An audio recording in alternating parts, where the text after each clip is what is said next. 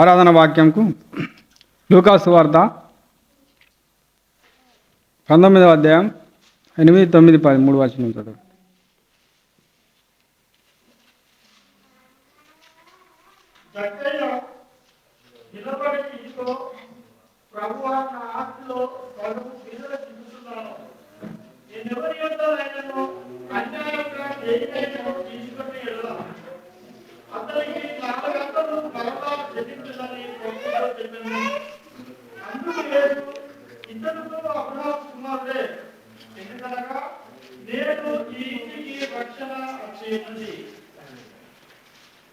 పదే వచనం.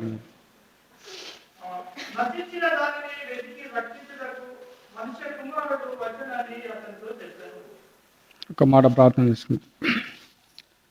మమ్మల్ని మిక్కిలిగా ప్రేమించిన మా ప్రియ పరలోక తండ్రి, మరొకసారి ఉదయకాల సమయం ఈ సన్నిధి వస్తున్నాం. ఎక్కడ ఇద్దరు ముగ్గురు కూడి ఉంటారో వారి మధ్య నేను ఉంటానన్నా, తన నీవే మా మధ్యలో నన్ను నమ్ముతున్నాం. తనైనా నీ యొక్క వాక్య భాగాన్ని ధ్యానిస్తుండగా మీరే మాతో మాట్లాడండి, మా హృదయాలను సరిచేసి నీకు సాక్షిగా జీవితం సహాయపడండి. స్తుతులు స్తోత్రం మీకే చెల్లిస్తూ యేసుక్రీస్తు నామమున ప్రార్థిస్తున్నాం తండ్రి. చదవబడిన వాక్య భాగంలో మనం చూసినట్లయితే జక్కయ్య అనేటువంటి వాడు మనకు తెలిసినటువంటి వ్యక్తే, కానీ ఆయన జీవిత విధానము, ఆయన నివాస ప్రాంతం అంతా మనకు తెలియకపోవచ్చు. కానీ దేవుని గ్రంథం, పరిశుద్ధ గ్రంథంలో ఆయన జీవిత విధానం తర్వాత మార్పు అనేది కలిగినట్లుగా మనం దేవుని యొక్క వాక్యంలో చూస్తున్నాం. అయితే 9వ వచనం ఒకసారి దయచేసి మళ్ళీ చదవండి.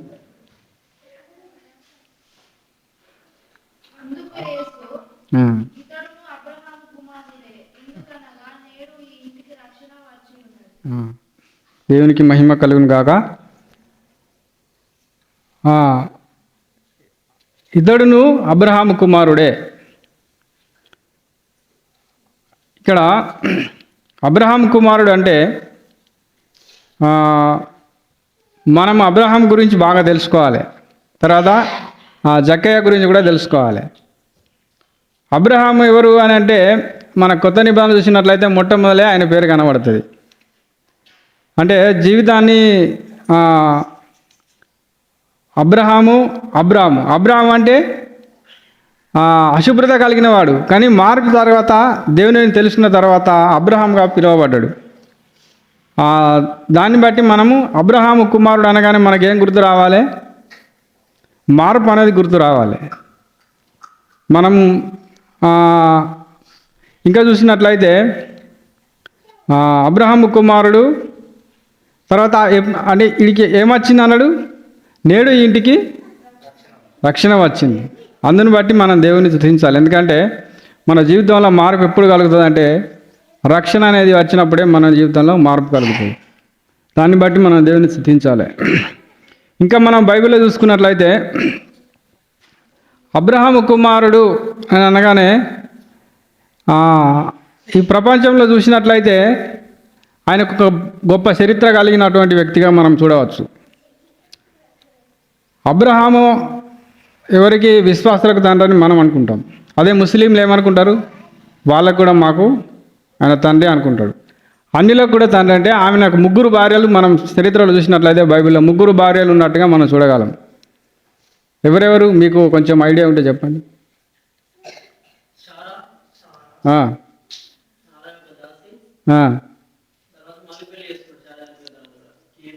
కేతురు అంటే ఈ యొక్క ప్రపంచంలో ఉన్న అన్ని తెగలు కూడా ఆయనకున్నటువంటి సంబంధాన్ని మనం చూస్తున్నాం. అందుకే అంత అబ్రహాం కుమారుడు అని యేసుక్రీస్తు చెప్పిండు అన్నమాట. ఇంకా యోహాను సువార్త 8వ వచనంలో చూసినట్లే 8వ అధ్యాయంలో చివరి 2 వచనాలు చూస్తే ఏమున్నదంటే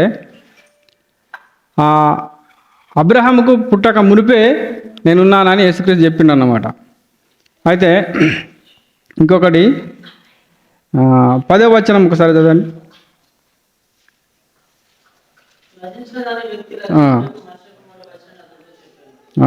ఇప్పుడు యేసుక్రీస్తు ఎందుకు వచ్చినట్టు ఈ లోకానికి? అంటే మనము ఈ 3 కోవలకు చెందిన వాడు ఎవరమైనప్పటికీ మనం ఎక్కడున్నా కానీ మనం నష్టంలో ఉన్నట్లయితే మనల్ని బాగు చేయడానికే యేసుక్రీస్తు నరునిగా ఈ లోకానికి వచ్చిండు. అందుని బట్టి దేవుని మనం స్తుతించాలి. ఒకసారి గలతీ 3వ అధ్యాయం, గలతీ పత్రిక 3వ అధ్యాయం 7వ వచనం ఒకసారి చదవండి.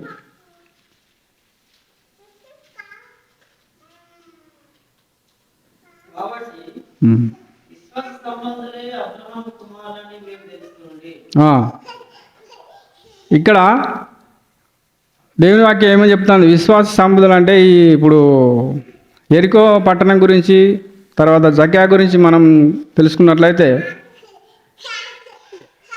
ఎరికో పట్టణం గురించి తెలుసుకోవాలంటే ముందు యెరూషలేం గురించి కూడా తెలుసుకోవాలి. యెరూషలేం గురించి తెలుసుకున్నట్లయితే ఎరికో పట్టణం గురించి మనకు కొంచెం అవగాహన వస్తుంది. యెరూషలేం అంటే అది ఒక రాజా పట్టణం.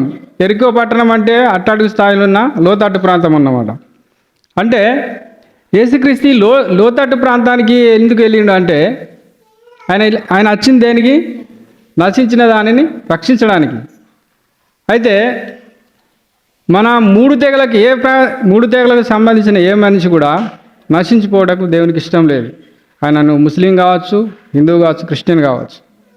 దానికోసం ఆయన తన యొక్క పరలోకాన్ని విడిచి ఈ భూలోకానికి వచ్చినట్లు మనకు బైబిల్ స్పష్టంగా చెప్తుంది. అయితే ఇంకా మళ్ళీ గలతీ 3:7 ఒకసారి చూడండి. ఎవరెవరు ఆయనకు సంబంధులట?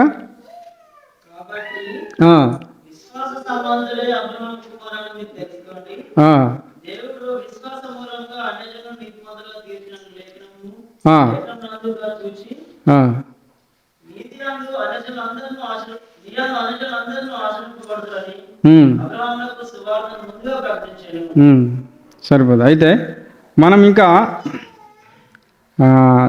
యోహాను సువార్త 4:53 ఒకసారి చదవండి.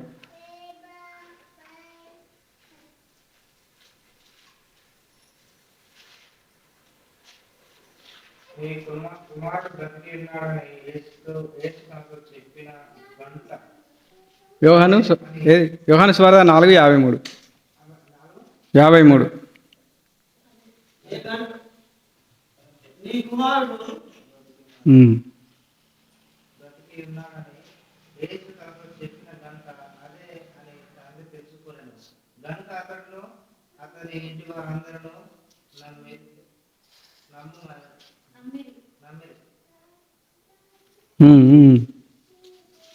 ఈ ఇంటికి రక్షణ వచ్చినదంటే మన ఇంటి అందరు కూడా దేవుని అంగీకరించాలన్నమాట. తర్వాత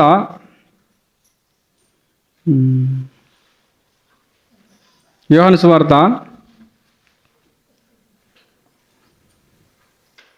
1:38 ఒకసారి చదవండి.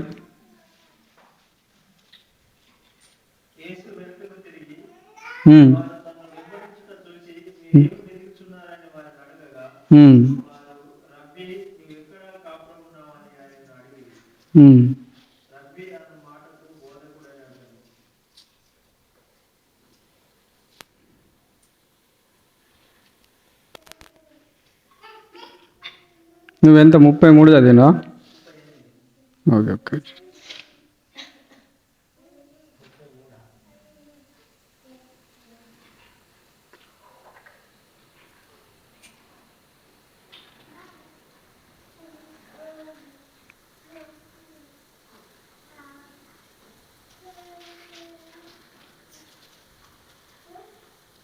యాభై చదవండి ఒకసారి.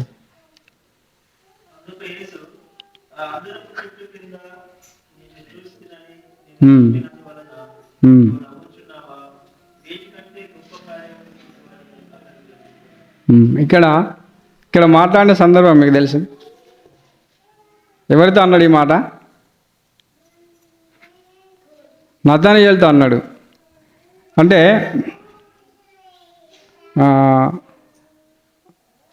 అంజూరపు చెట్టు అంటే మన మానవ జీవితానికి చెట్టుకు ఉన్న సంబంధం చాలా గొప్పదన్నమాట.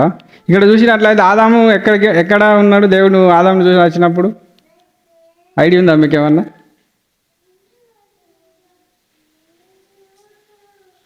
ఆదాము అవ్వలను చూడాల్సినప్పుడు ఆదాం ఎక్కడున్నాడు? ఆ? ఆ? ఆదాం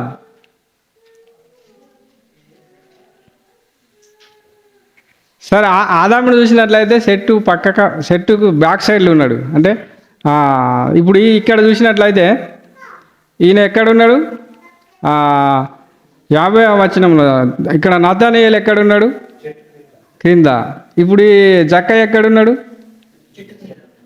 అంటే మనం ఒకసారి చూడండి, మన జీవిత విధానం ఎట్లున్నది అనేది మీరు ఆలోచించుకోవాలి. ఎందుకు గుర్తు చేస్తానంటే, ఒక్కొక్కప్పుడు మనం ఎక్కడున్నామో మనకు తెలియదు, మనకెవరు చూడరని అనుకుంటాము.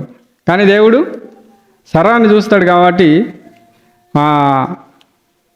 మనము మన జీవితాన్ని సరిదిద్దుకొని ఈ యొక్క వాక్యాన్ని బట్టి దేవుని స్తుతించాలని దేవుని వాక్యాన్ని బట్టి దేవుని వాక్యం తీసుకున్నాడు.